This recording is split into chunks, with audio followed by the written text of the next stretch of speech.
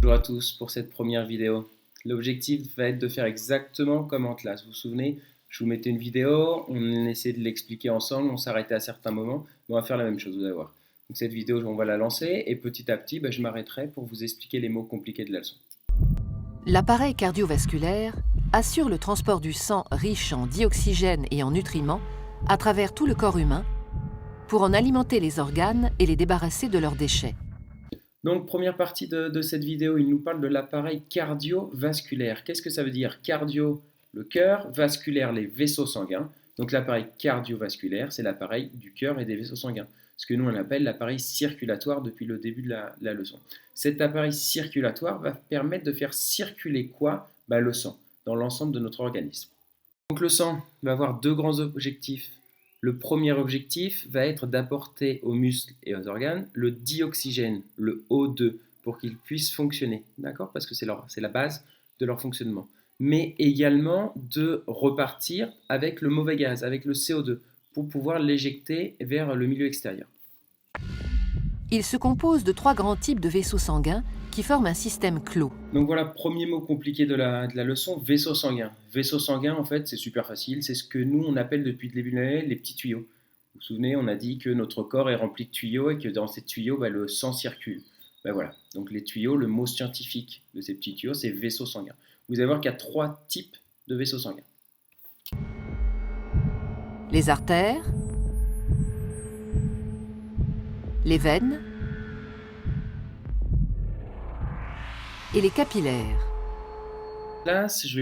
Donc je vous l'avais dit en classe, je vais continuer à le répéter. C'est super important de respecter le code couleur.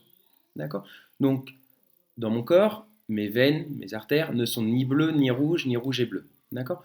Mais quand on va les représenter en vidéo, sur un dessin, etc., c'est important de bien respecter la couleur parce que cette couleur va nous donner une information sur la forme de gaz qui est transportée par le sang dans ce tuyau. D'accord? C'est pour ça que les artères vont toujours être représentées en rouge et les veines toujours en bleu. D'accord? Parce que c'est le même sang, mais le sang ne transporte pas le même gaz en fonction que ce soit une veine ou une artère. Ces 3 types de vaisseaux composent un ensemble de 100 000 km de long à travers tout le corps. Pour que vous fassiez une idée, 100 000 km de vaisseaux sanguins, ça représente 2 fois le tour de la Terre. C'est-à-dire que si on prend tous vos vaisseaux sanguins, on les met les uns à côté des autres, d'accord? Et bien, avec ce que vous avez dans votre corps, chaque personne pourrait faire 2 fois le tour de la Terre. Une artère transporte le sang du cœur vers les organes. Les veines, à l'inverse, le transportent des organes vers le cœur. L'artère est donc un vaisseau partant du cœur. La veine, un vaisseau arrivant au cœur. Deuxième partie un peu complexe de la leçon, comment faire la différence entre une artère et une veine. L'artère, ça sera le tuyau, le vaisseau sanguin, qui va nous apporter le sang du cœur vers le muscle ou l'organe. Alors que la veine, ça sera le tuyau, ou le vaisseau sanguin, qui va nous apporter le sang du muscle ou de l'organe vers le cœur. Artère du cœur vers le muscle, veine du muscle vers le cœur. Deuxième point complexe, la couleur. Les artères sont toujours représentées de couleur rouge, alors que les veines seront toujours représentées de couleur bleue. Deuxième partie importante de cette petite vidéo, d'accord? Comme vous voyez ici, les flèches sont toujours dans le même sens. Qu'est-ce que ça veut dire? Ça veut dire que dans mon corps, le sang va toujours passer dans le même sens, d'accord? En sens unique. Ça fera toujours la même boucle. C'est exactement la même chose qu'un circuit de Formule 1, un circuit de voiture, d'accord? Vous voyez jamais quand vous regardez la Formule 1 à la télé, des voitures qui vont dans un sens et d'autres qui vont dans l'autre sens, non. Donc c'est pareil. Le sang va toujours dans le même sens. D'accord? On appelle ça à sens unique. Ça tourne. Cœur, organe, cœur, organe, cœur, organe.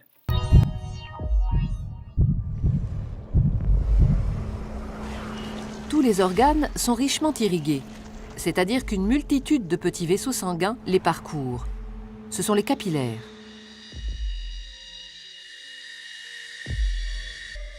C'est donc au niveau de ces vaisseaux très fins que les échanges se font entre le sang qui apporte nutriments et dioxygène et les organes qui se débarrassent du dioxyde de carbone et des autres déchets. Plus un organe est actif, plus l'apport de sang et les échanges sont importants. Dernière partie de cette première vidéo, les capillaires.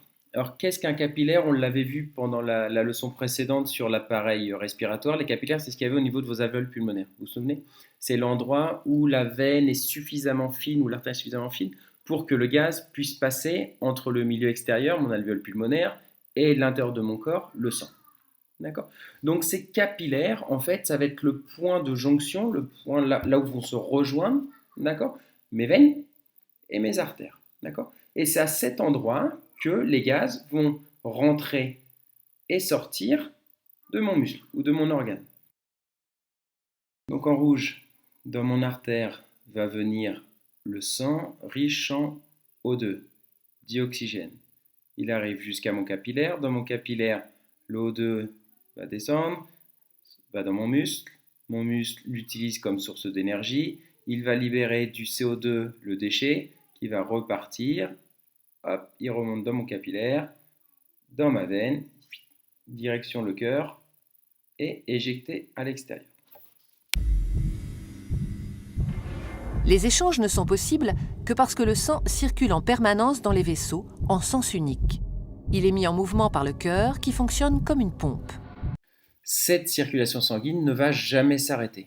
Le sang va circuler dans vos veines 24 heures sur 24, 365 jours par an, jusqu'au jour de votre mort. D'accord? Donc ça ne s'arrête jamais. Ça tourne, ça tourne, ça tourne, ça tourne. Si ce sang circule, c'est grâce à un organe spécifique qui s'appelle le cœur. D'accord? Donc je ferai une vidéo demain ou après-demain sur spécifiquement le cœur. Maintenant, si vous avez des questions sur cette vidéo, d'accord, vous m'envoyez un commentaire privé et j'essaierai de faire une nouvelle vidéo pour répondre à toutes vos questions que sur cette partie-là, sur les vaisseaux sanguins. D'accord? Tout ce qui est cœur, ça sera dans la prochaine vidéo. Bon courage à tous, au revoir.